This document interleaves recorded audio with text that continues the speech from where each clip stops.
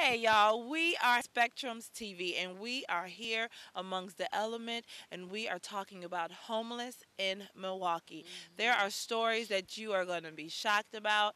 You know, that we people are dealing with substance abuse, Right. drug abuse. Hey, just stay tuned to hear what they have to say.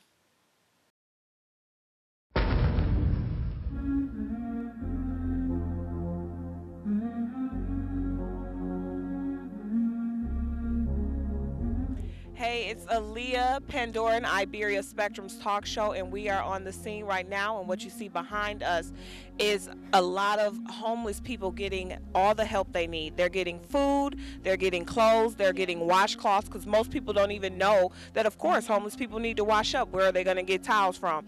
Some guy just came and brought 100 towels out of the blue, and that was the one thing that they needed today. So God is definitely blessing this organization to put this together for these people to help them out. So you guys just watch along. This is something very deep.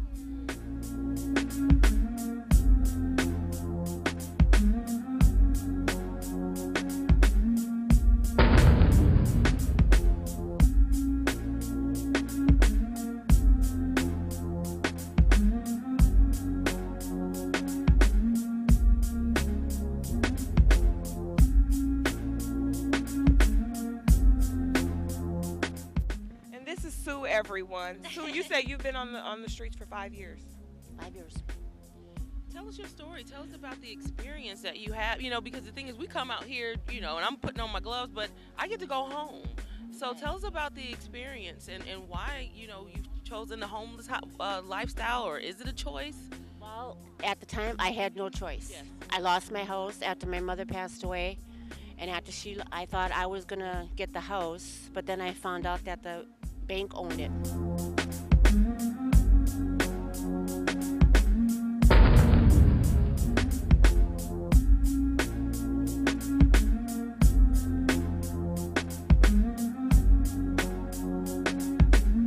We're here at Zeidler Park, everybody, as I'm talking with Bob under the bridge, and I'm here with Hope. And so, what I want to do is just ask you, as Pandora was saying earlier, what's your story? I just moved here from another city. Right now it's kind of hard. I've tried 4 shelters. Most of them during the wintertime are mostly full. Now, by me being handicapped, it's even harder for me. And as far as housing is concerned, most of the time during the winter, the list is closed.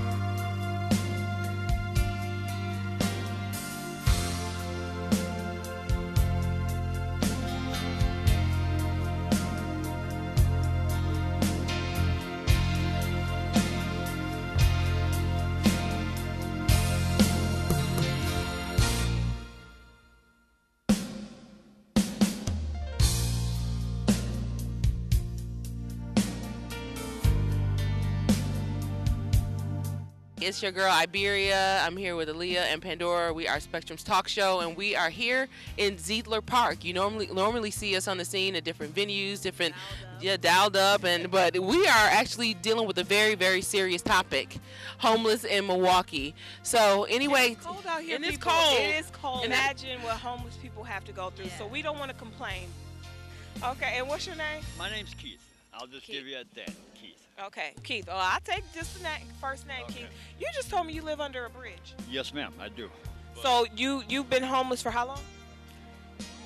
Since I was 16, Oh, wow. How do you become homeless at 16? my mom died, and my family turned against me. I'm out here every day, bumming around, looking for, cigarette butts and stuff like that. And,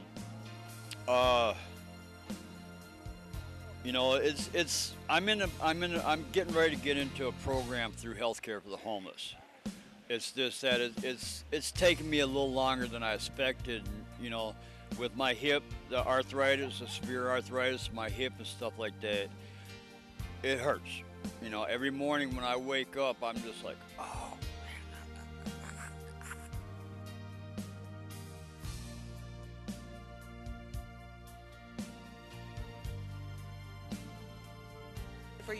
you're homeless, right? Yeah. For now. For now. Yeah, I'll it's be not back gonna last. situated. No, it's not gonna last. I'll be back situated. I always got 10 toes to walk, and I take care of myself. What brings you here to get help? Right. I come out here for a little assistance to help myself get better. You know, I I've like said I come from a good class of family, but you know, I'm one of them types that my father taught me. It's best to get it on yourself because you feel more as a man. So that's what I do for myself. I would never let nobody knock me for the position I am in because I put myself to that position.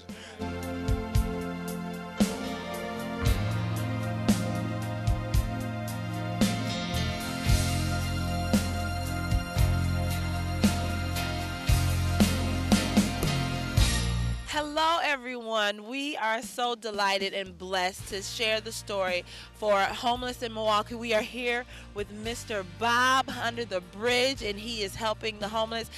First of all, tell us, how did you even start to help? And we know you told us earlier you started with the car.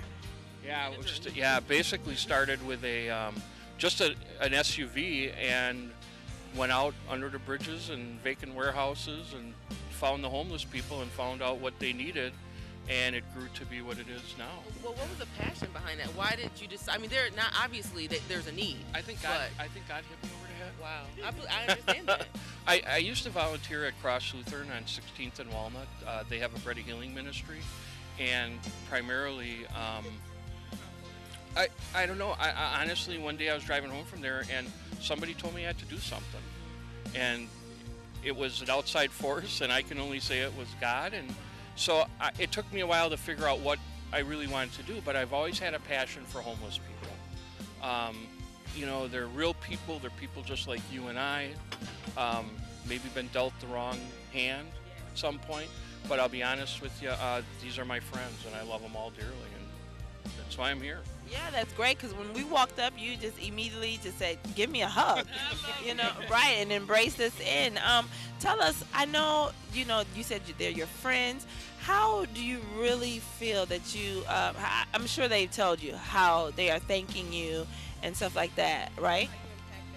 I don't look for anything out of this. It's not about me. It really isn't.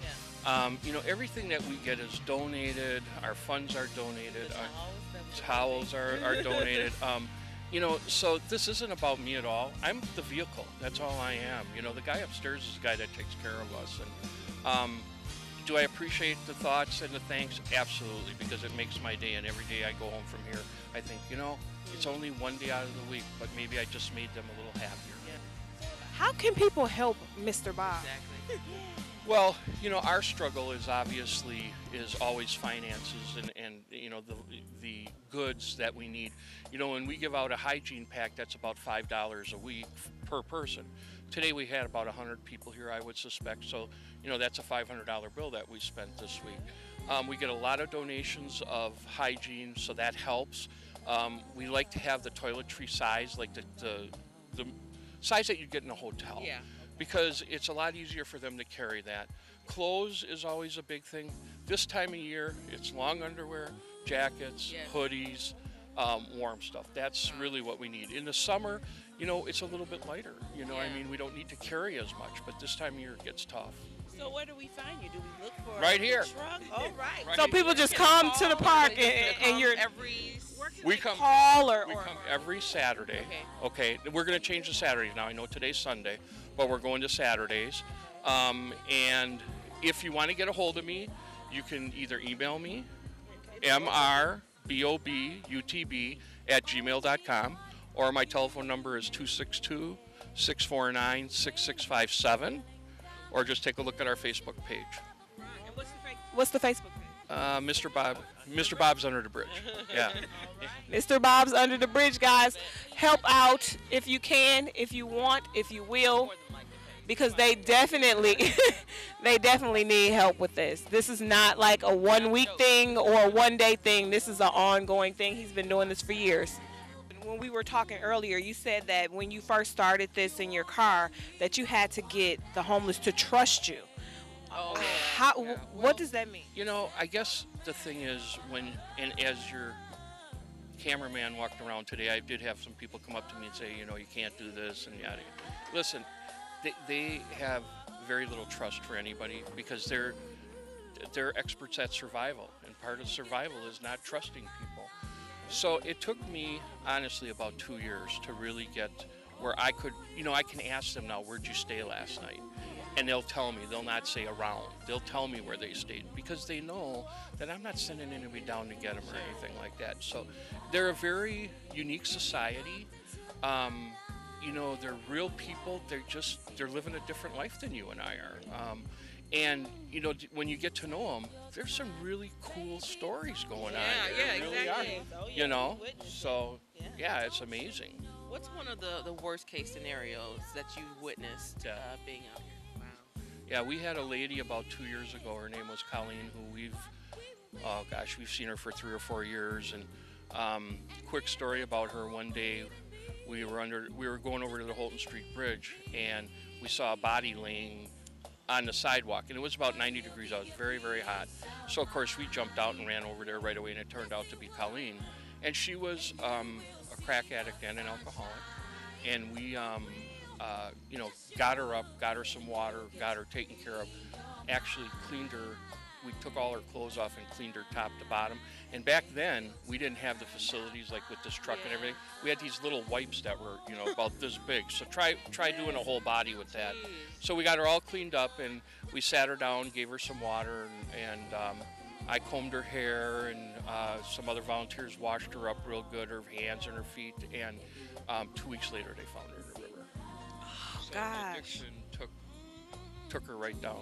So because this is the second person you said they found in the river. Is Five this year. so? Did they jump in the river? Did they fall in the what? Near the river. We don't know.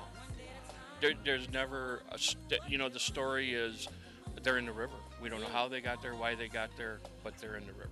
But tell us what really goes on down in the deep trenches of being homeless. Well, I hate to say it and have it put on tape because there's a witness now.